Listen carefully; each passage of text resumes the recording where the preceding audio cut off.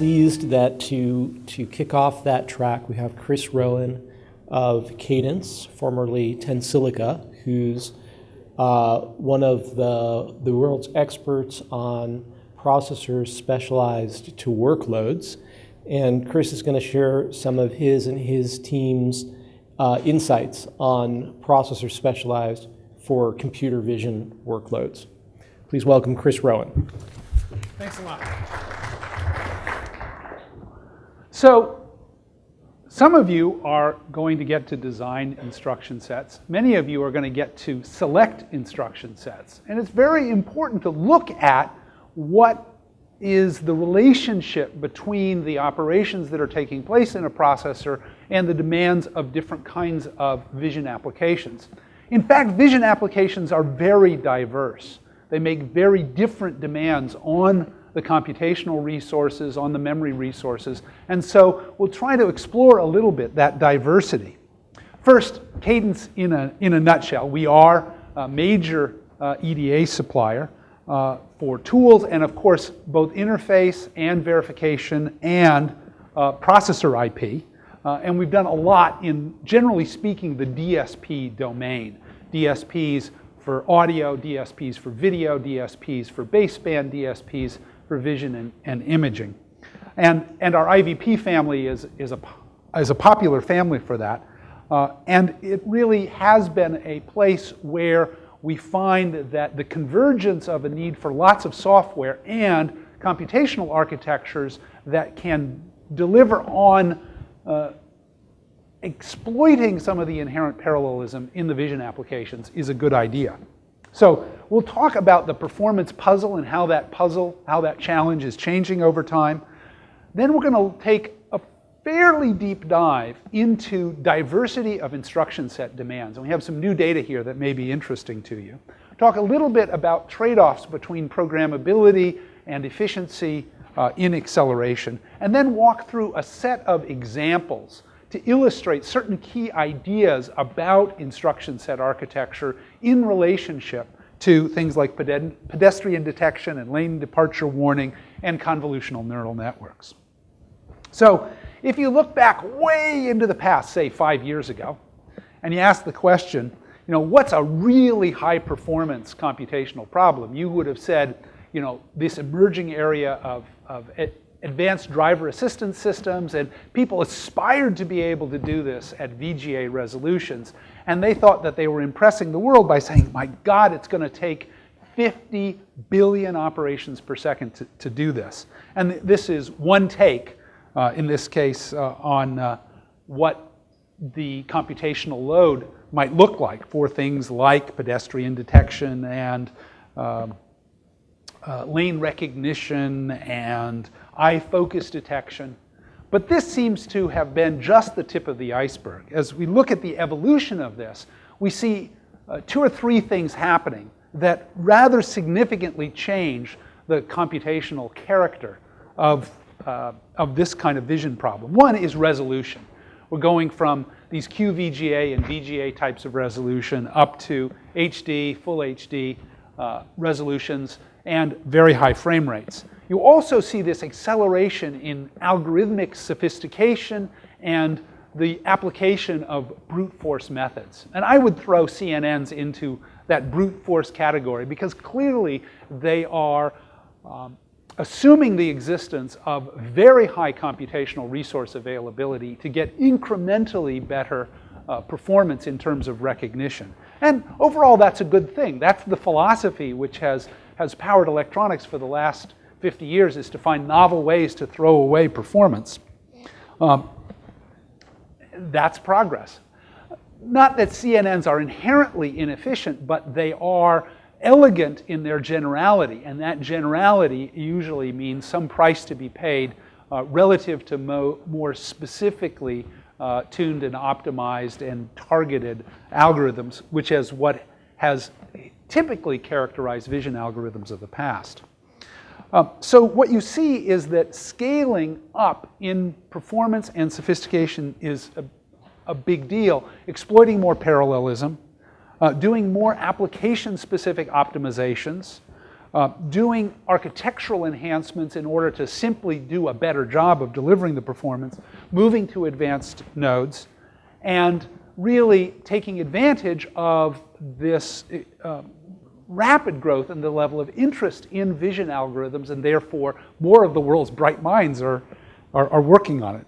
I like to think more of the bright minds are right here in this room. But suddenly this ADAS problem is now not a 50 billion operation per second problem, but there are platforms today at targeting ADAS which are well above a teraop in terms of some hypothetical definition of an op. And you would expect to see this continuing to grow because we're not actually limited by the operations capability of the underlying silicon. It's reasonable to expect that these platforms can be in the 10 teraop, ultimately within the same 5-year 100 teraop kind of performance is achievable in silicon and therefore likely to be consumed by these grand challenge problems like ADAS. So when we look at what we need in an instruction set, there are a number of dimensions to that problem. We have a dimension of memory bandwidth, both global memory bandwidth and local memory bandwidth. We need to think about the whole memory hierarchy in terms of its ability to stream data. Happily, there is usually a high degree of predictability to the data streams, even if the budget in terms of power per byte is quite small.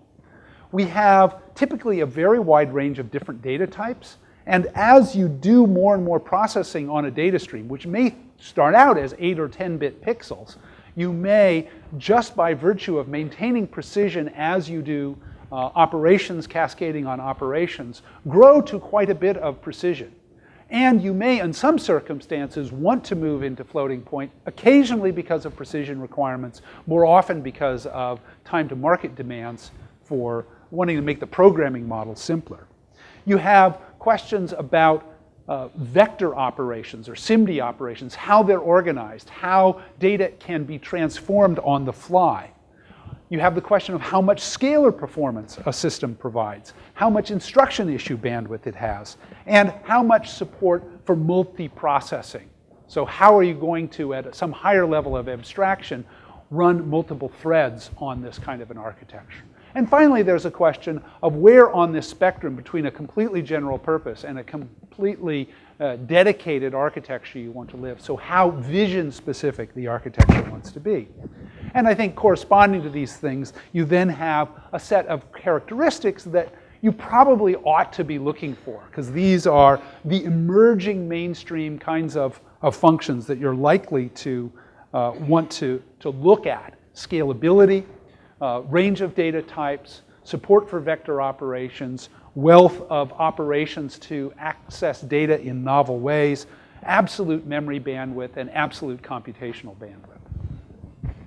So one of the things we did recently was really a study to look at some of the trade-offs at work in choosing how to put together one of these advanced vision architectures, looking first of all, at a fairly significant data set. We took 45 major kernels, major application functions, and you can see some of the examples there, things in face detection, motion compensation, warping, denoising, high dynamic range, color space management, a whole bunch of different things. And we looked at characteristics like what was the memory bandwidth relative to the ALU bandwidth required? What was the mix of multiplies versus other ALU operations? What was the mix of scalar versus vector operations?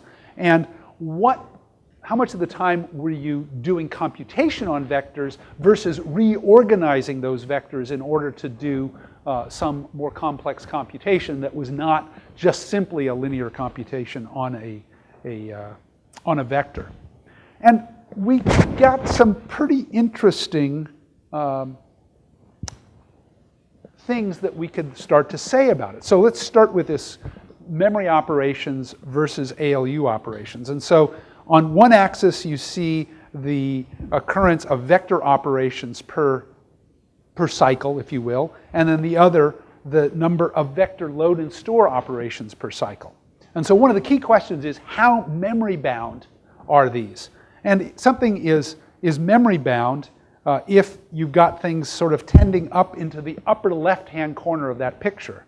And so there's a fair number, not all of them, not even the majority, but a significant fraction have a significant amount of load store traffic relative to ALU traffic.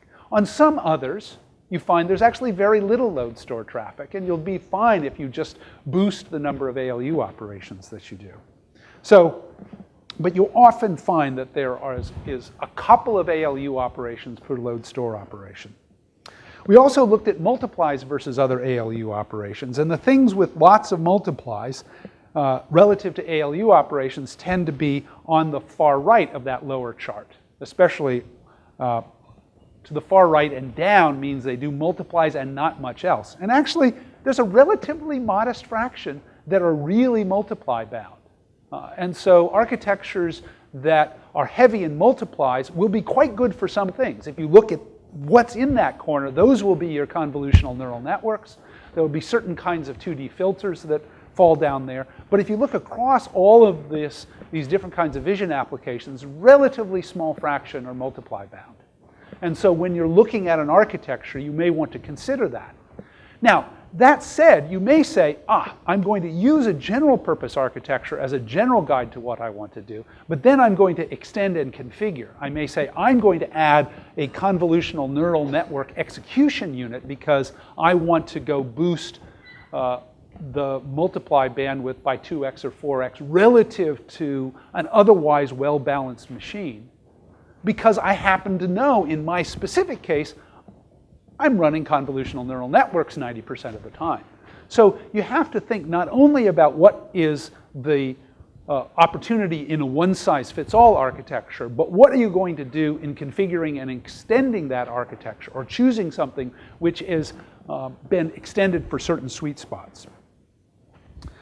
We also looked at scalar versus vector operations. And across this set, fairly comprehensive set of video and vision processing, we actually found that vectorization worked really quite well. There were a relatively small number of kernels that were far out there on the right-hand side, which is where you have lots of scalar operations per vector operation. And that's good news, because it's clear for vision problems that if you can find a way to vectorize, you have the potential to get a couple of orders of magnitude in performance on the vectorizable portion. So you'd like to be in the high 90s in terms of fraction vectorizable. And it's very often true, in fact. And that means that we are able to exploit the latent data parallelism often quite effectively in these architectures.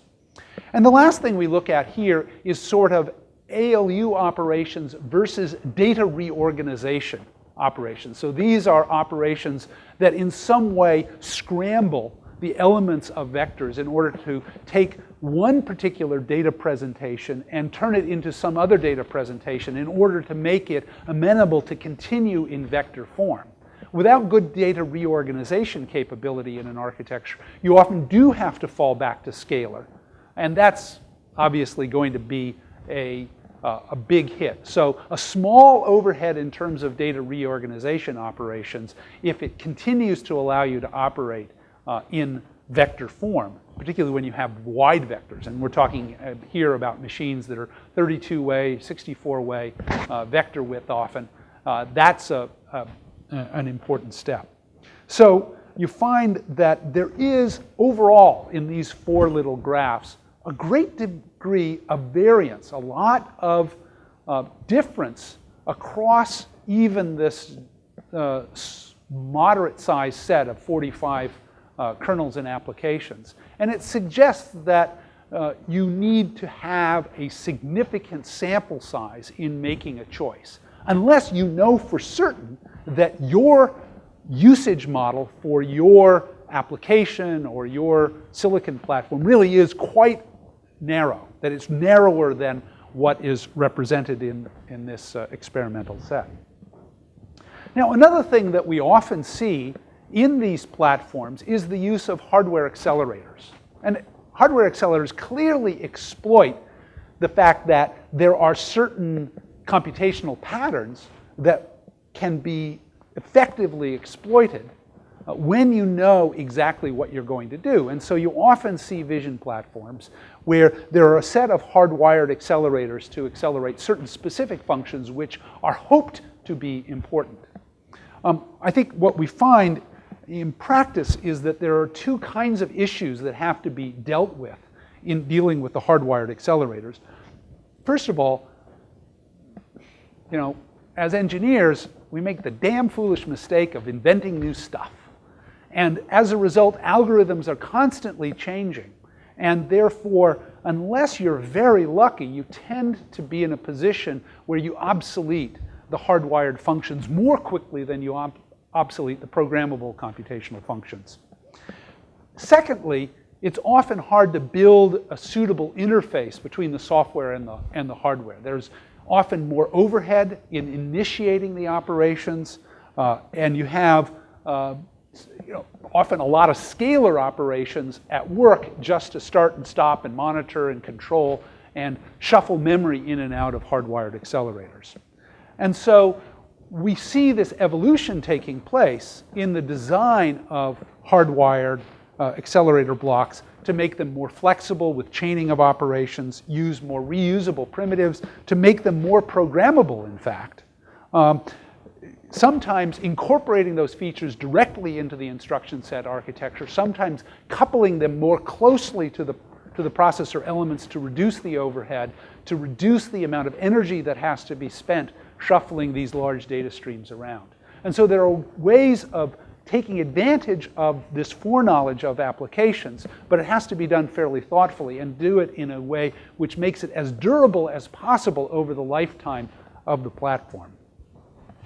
So now let's talk about a set of applications where let's take pedestrian detection. And what we've done here is we've looked at the different phases of a fairly classical pedestrian detection method with pyramid generation to get the images of different scale to be able to detect pedestrians of different scale, doing gradient magnitude and orientation calculations, doing the histogramming of the gradients, the hog, doing normalization, and then doing the support vector machine, basically the classifier at the end to determine what has been detected. And in fact, the computation is fairly well distributed, and the computation type is quite different. You see a range of 8-bit and 16-bit and 32-bit fixed point calculations. You see divides and square roots. You see primitive functions like arctangents.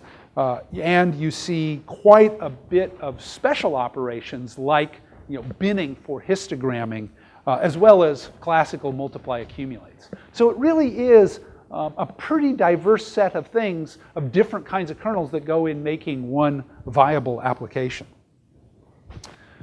Another thing we might recognize, though, is that there's some higher level algorithmic and system application trade-offs that you may want to make at the same time. One of the interesting things about pedestrian detection is that people are more or less the same size. So really small figures are in fact farther away. And it means that you have some trade-offs to make in deciding how you're going to apply computational resources to small figures versus large figures. Large figures are going to be close to you. So for example, you might say that if something is 80 pixels high at some standard velocity, you have only 1.5 seconds until you're there, because that's on the order of 20 meters away. And so you better be focused on very low latency algorithms. On the other hand, if something is only 30 pixels high, you know that it's more like 60 meters away, and you have 4 seconds to get there. So that you can maybe make some trade-offs in constructing the algorithm at a higher level in order to optimize how much detail, what frame rate, what contribution to the rest of the driving system you would apply. We can also take a look at something like lane departure warning. And this is something where you have a set of different phases which each have a significant range of internal computational variety. You can generally say that there are things in which you're sort of computing, the match to a parabolic model of the road. You have a model of how the vehicle and the car relate to one another, and then you have the control functions at the end in which you may be either providing warnings or providing automatic steering for it. And so in each one of those major phases, and the heavy computation is really in the pre-processing to clean up the data and start to prepare an image with the right segmentation so that you can start to identify the lane boundaries, to extract features and to threshold so that you are essentially removing everything else that doesn't matter besides the things that fit a lane model. And then doing the post-processing, which is going to really fit that to a set of external expectations about the behavior of roads that ultimately contributes then to some sensor fusion post-processing, for example, in a Kalman filter. And that diversity is something that evolves over time. It is often very latency sensitive, and you're quite concerned in the ADAS environment of fitting within both a computational boundary and fitting within a safety envelope. That is, it is built in the context of understanding how missteps in the algorithm or failures in the hardware will contribute potentially to failures in the final decision making or the final warnings that are presented from that system. One of the things that we find is an interesting challenge is cascade-based algorithms. This is a case where, for example, you're doing something like a Haar classifier or Viola-Jones kind of cascade, where at the beginning you may be looking at the whole frame and you have a tremendous number of pixels and you have tremendous and simple parallelism to deal with. But for example, as you go through that cascade and start weeding out non-matches, the degree of SIMD parallelism may drop fairly rapidly because you start to essentially puncture the data to the point at which it no longer makes sense to operate at a vector level and you want to operate at a scalar level. Or perhaps you want to reorganize the data in a way that allows you to continue to operate in vector form even when the data has become very sparse. And so the method you use to extract available parallelism has to shift over time, where, for example, you may move to computing across distributed detection windows, or you may choose to parallelize across different features that you are matching against at different steps. And so by switching the form of parallelism from parallelism over pixels to parallelism over windows to parallelism over features, you may be able to, you in fact generally can extend the range of levels in the cascade through which you can actually exploit vector style parallelism or meta vector style parallelism effectively. And therefore, one of the things that you might be looking for as in an architecture is the ability to switch modes and to do vector parallelism in different forms. Let's talk a bit about convolutional neural networks. Certainly, CNNs are this year's shiny new toy, and there is rightly, I think, a great deal of enthusiasm for them because they have this property that you can train them to do anything. You don't have to think so hard about exactly what are the characteristics of the object that you want to detect. You don't have one department of people who know all about detecting faces and another department of people who know all about detecting pedestrians. You can deal with it. It's sort of as a one universal tool. It's also a rather blunt tool in the sense that it's quite computationally intensive in most cases. I just read a paper, a LeCun paper last week, and he arrived at this great new algorithm, got a little bit higher percentage, and it only took 30 trillion max per frame, per VGA frame, to do this. So, okay, that's great, but a lot of us don't have 30 trillion max available per frame. because we want to run at video rates and we want to do HD, and we certainly don't have the implied 10 quadrillion max per second that is now implied by scaling that up. So we're going to have to expect that there's going to be more adaptation and evolution in these algorithms, that there's going to be hybridization between CNN algorithms and other forms of more conventional, more target-specific filtering methods, particularly for the early stages. But if we look inside the convolution and say, what's computationally demanded there, you find, of course, there is the convolution itself, which is typically a 2 and sometimes 3-dimensional dot product kind of operation. You have the nonlinear functions. It may be something like a tanh or a max or something else. You have some subsampling, which is often now doing data reorganization in order to reduce the data. And then you have some repeat according to the structure of your network, where you have happily a fair amount of data reuse, but you also may have fairly significant sized intermediate data, and you may have a total amount of computation which is taking place as large. In many of these networks, it is in fact the convolution which dominates. But in fact, often the subsampling, particularly if it's some complex filter application, can also be pretty big. The nonlinear function is usually a much smaller part of the total.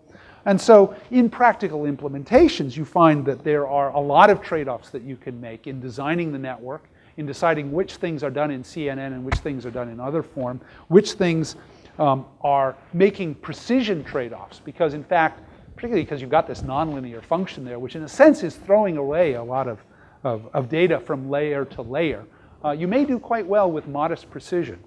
Where you can find separable kernels, that's a good thing. Where you can find symmetry, that's a good thing. And a good architecture is also going to be one that can exploit that isn't just built to compute the classical large-scale n by n or n by n by n convolution kernel. So we can wrap up with a few generalizations about what you might look for in an architecture. The first lesson is, think about your real application. It's fine to look at feeds and speeds and raw operation rates. That is sometimes a useful guide, but you need to look at the real application as much as possible, or the envelope of applications you might find appropriate. You should expect to find massive parallelism in these architectures. People are going to be working at the level of trillions of operations per second for many of these applications, and so you got to figure out how you're going to get there with the architecture you ultimately choose or ultimately define.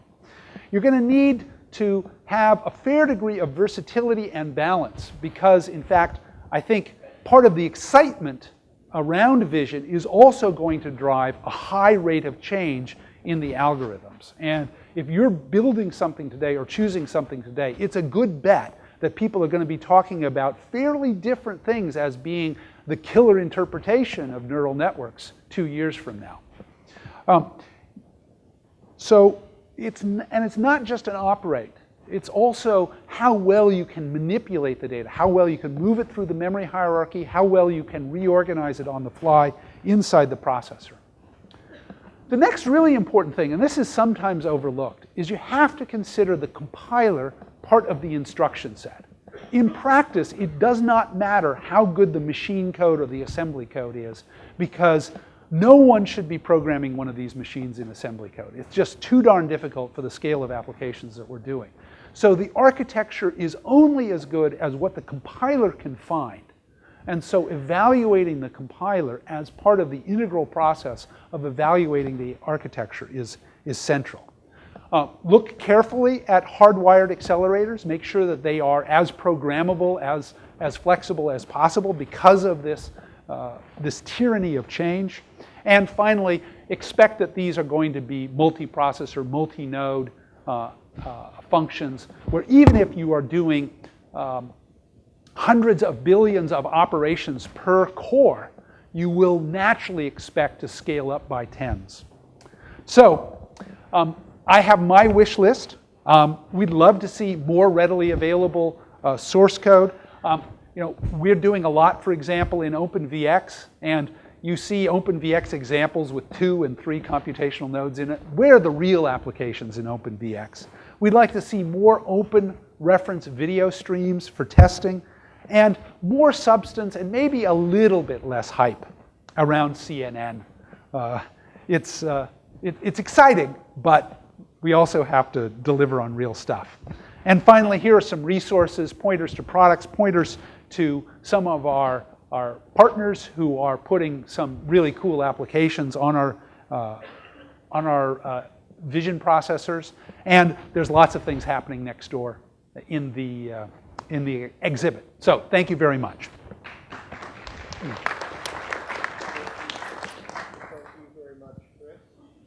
Thank you very much, Chris. Excellent presentation. We have time for maybe 1 or 2 questions. If you have a question, put your hand up, please, and we'll bring you a microphone. Sir. Hello. ARM Research. Really good presentation. I was kind of curious, you mentioned about the evolution of these algorithms and how things can become obsolete very quickly. I was wondering if you could comment on any that happen to have stood the test of time, or any of the algorithms you think really stuck around for a while and still will be around in the future for like next 5-10 years? Oh, that's a good question. I mean, I think there are some general algorithm principles that have stood the test of time. Certainly operating on image pyramids.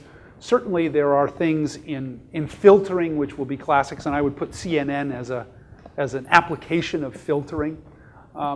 I think that there's a wide variety of sort of primitive image recognizing principles in Viola-Jones and Haar classifiers, which are likely to persist in some time, though I expect to see more hybridization between those which are sort of, in some sense, binary in their representation of states, and CNNs, which are applying arbitrary weights in order to do this. So we'll see. I suspect that we will find that people get a lot smarter about reducing the resolution of CNNs and having the, sort of this middle ground between CNNs and these more explicit classifiers. But I think CNNs will be around a long time too. But it's going to be a period of change.